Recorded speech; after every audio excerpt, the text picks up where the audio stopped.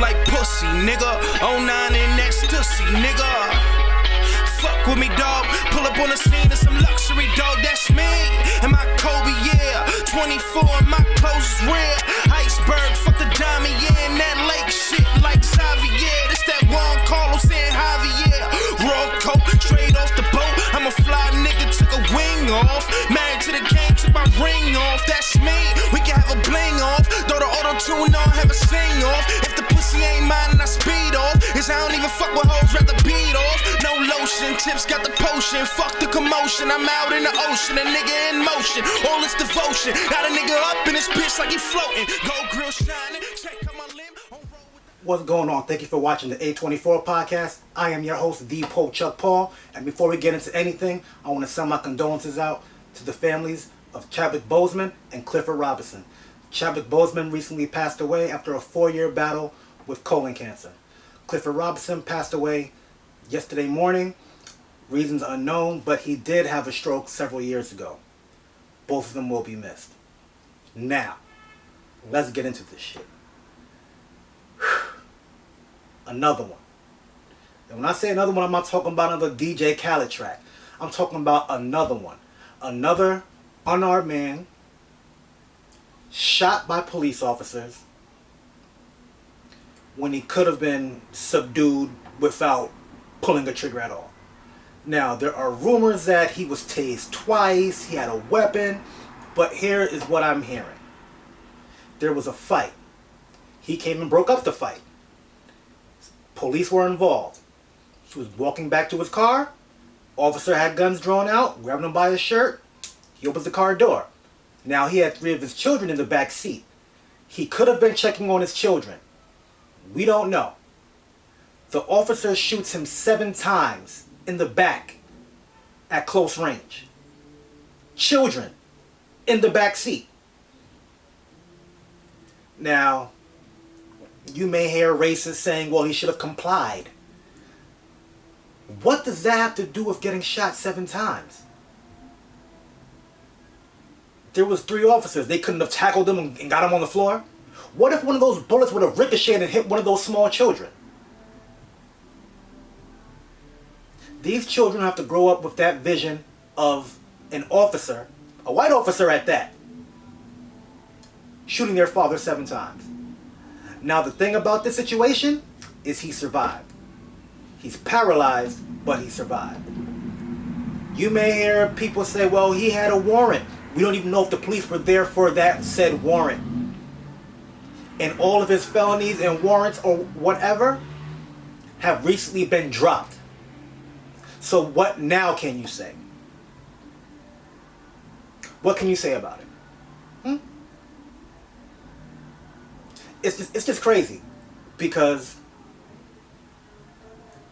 there are situations where police officers subdue suspects without having to shoot them or tase them. And it's like, if you're too scared to rough it up and get down and fight, get someone down on the ground, then you shouldn't be an officer. If your first reaction is to shoot, it takes about 6 months to become a police officer in New York City. You have to attend school longer to be a motherfucking nail tech.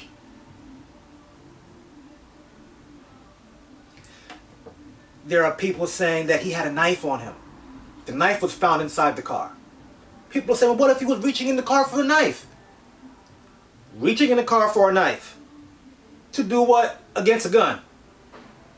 Let's use our common sense. Common sense is not so common. I understand that. But please, let's try to. And then what unfolded after that? Protesting and civil unrest in Kenosha, Wisconsin. One of my favorite basketball players and former Los Angeles Laker Nick Van Exel. Just throw that out there. In Kenosha, Wisconsin. Protesters, anti-protesters, rioters, militia groups. Speaking of militia groups, Kyle Rittenhouse, 17-year-old from the suburbs of Illinois, traveled with his mother to Kenosha, Wisconsin to protect the communities and neighborhoods. They're not from these communities. And then they're showing pictures of him painting graffiti off of buildings. Well, there was pictures of Ted Bundy washing motherfucking dishes too. And we see how that turned out. This little domestic terrorist had I think it was a machine gun, walking, toting through the streets, picking people off. Murdered 2 people, injured 1 man. Now the racists will say, hey, he was defending himself. Self-defense. First of all, you went out with that gun. If you would have stayed where you were at, this wouldn't have happened. People attacked him because he shot someone. And there's even video of him after he shot someone on the phone saying, hey, I shot someone. He's marching through the streets to police officers. How is it self-defense when you have an illegal gun? Not even old enough to carry the firearm. You have priors. This shouldn't be a discussion. But you know what? People will find excuses for stupidity and some criminal behavior. It makes no sense. People are more upset that someone who murdered someone is arrested than the person who was paralyzed. Does that make any fucking sense to you? It sure doesn't to me.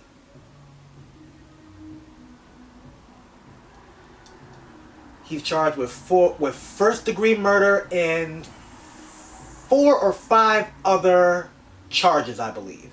So we'll see. He can get up to life in prison. Hopefully he does. You need to sit his ass down for a minute. Sometimes you do some dumb shit. You need to sit down in jail and think about what the fuck you did. And now, because of what happened with Jacob Blake and Kyle Rittenhouse, I can't explain more or describe more how proud I am of the guys in the NBA right now. It first started with George Hill when he said, I don't even know why we're here in the bubble after Jacob Blake was shot in the back. And the next day, I'm watching the game. I've read rumors that they might boycott, things of that nature. But after 5-10 minutes watching on NBA TV, and Orlando Magic's the only team shooting out there, and is it the Bucks ain't coming out? I said, wow, I fucks with this. Because if you remember, a few years back, a Milwaukee Bucks player was tased by Milwaukee police because he parked his car in a handicapped section instead of vertically. It was horizontal. He was just going in and out. He was walking back to his car. They was out there waiting for him. He's like, oh, I'm sorry about it. I'm getting in my car. I'm leaving. They didn't like what they heard. Words exchanged. He was tased. He's still fighting this lawsuit. So, being that Kenosha is in Wisconsin, not too far from Milwaukee, they felt like they had to take a stand for the voiceless. Because that's what it's all about. And it's funny because people talk about being patriotic and being American, but isn't the whole American mantra is fighting for the little guy, fighting for the small countries who can't fight for themselves? Well, this is what the NBA players are doing. They're fighting for those who can't speak for themselves. The poor people. The disenfranchised. The folks in neighborhoods where you may not have the best education. You may not have the best living situations. This is who they're fighting and speaking for. So when the Milwaukee Bucks decided to boycott, the game was canceled. Postpone, as the NBA said it. I believe they say postpone just to take away from the power of boycotting, because the players weren't going to play anyway. And then when the Oklahoma City Thunder, Houston Rockets found out, they said, oh, hell no, we ain't playing either. Because mind you, Chris Paul is the president of the National Basketball Association. Well, the NBPLA. I'll just say that before I get tongue tied. And then the last game of that night was supposed to be the Lakers and Blazers. Now, how would it look if LeBron would have went out and played? Oh, so you know, the Blazers and Lakers, they boycotted too. And then the league was trying to say they're going to postpone games till tomorrow. Didn't happen.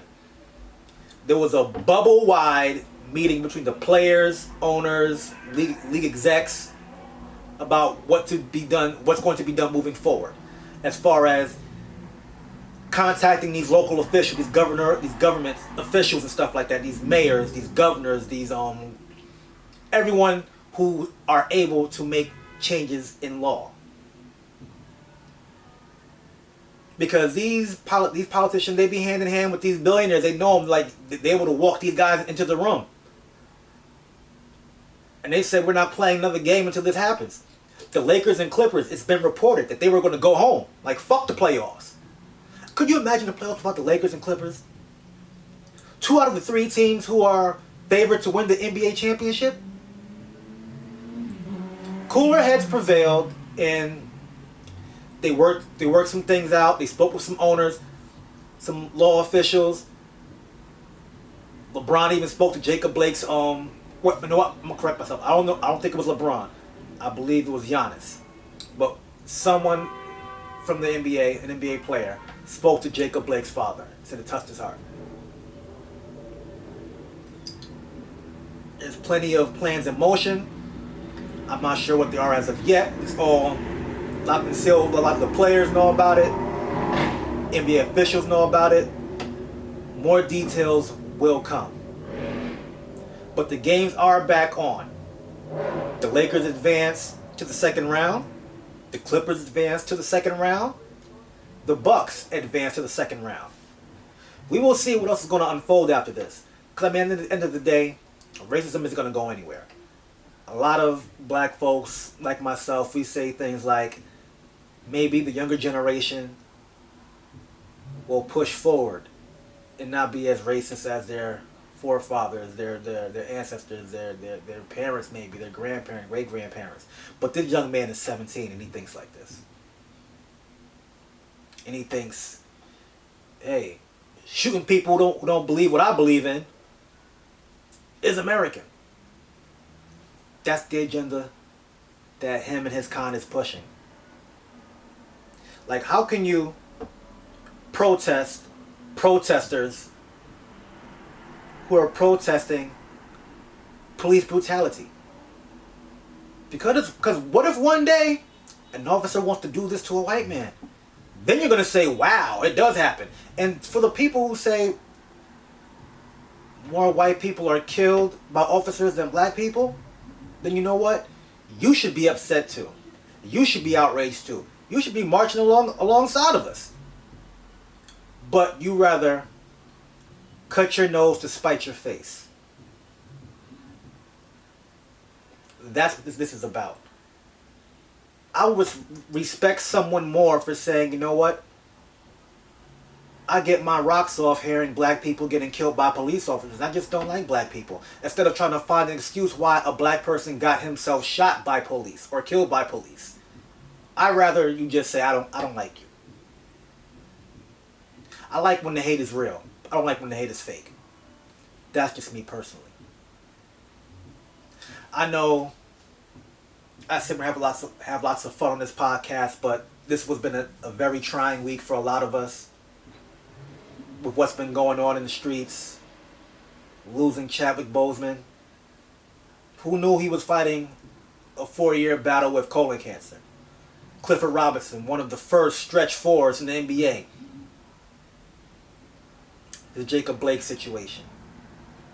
Paralyzed, don't know if he's going to walk again. We have domestic terrorists like Kyle Rittenhouse. Who knows? He probably would have shot up a school in September if it wasn't for COVID.